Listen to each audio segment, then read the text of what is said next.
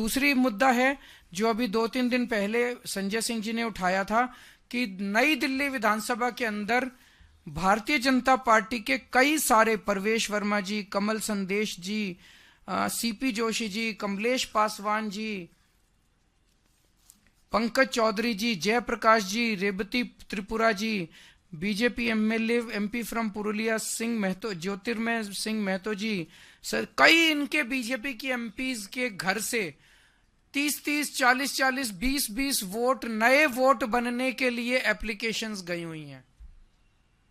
ये बड़ा मिस्टीरियस है। मुझे एक पत्रकार ने बताया कि उन्होंने लोकल डीएम से पूछा, local DM district electoral officer होता है, उस लोकल डीएम से पूछा कि आप इसका क्या कर रहे हैं।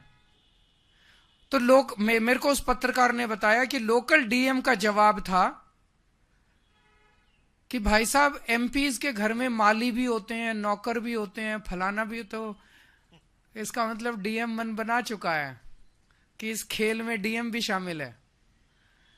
ये लोग अपने इन घरों में, परवेश वर्मा जी इस घर में 10 साल 11 साल से रह रहे हैं, 11 साल से रह रहे हैं। 8 महीने पहले तो 11 साल से वो बिना माली के, बिना नौकर के, बिना रसोइये के, बिना उसके काम चला रहे थे।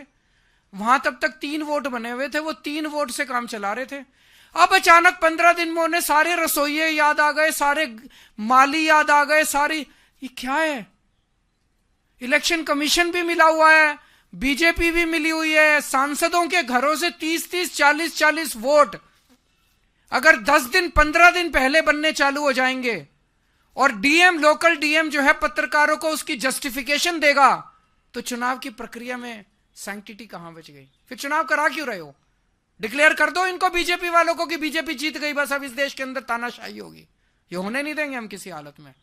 तुम हरियाणा, महाराष्ट्र जैसे मर्जी जीते होगे, दिल्ली की जनता ये एक्सेप्ट नहीं करेगी। ये फर्जीवाड़ा जो चल रहा है बीजेपी का, ये बीजेपी का जो धांधली चल रही है, इसका वोट कटवा दिया, उसका वोट जुड़वा दिया, ये दिल्ली के लोग नहीं होने देंगे, किसी हालत में नहीं हो देंगे।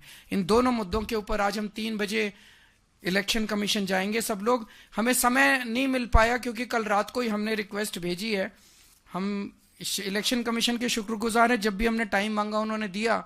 तो आज हम 3 बजे जाके वहां वेटिंग एरिया में बैठ जाएंगे, जैसे ही उनको समय होगा वो हमें बुला लेंगे अंदर। और चूंकि मामला बहुत अर्जेंट है, अगर तुरंत अवध ओझा का ट्रांसफर नहीं हुआ तो वो नॉमिनेशन पेपर नहीं भर पाएगा, और अगर तुरंत इसके कार्रवाई नहीं हुआ और डीएम, लोकल डीएम मिला हुआ है इनके साथ, डीएम ने अगर ये सारे ऐड कर दिए वोट, तो फिर उनको रिजेक्ट कराना मुश्किल हो जाएगा, क्योंकि अब लास्ट डेट खत्म हो चुकी है।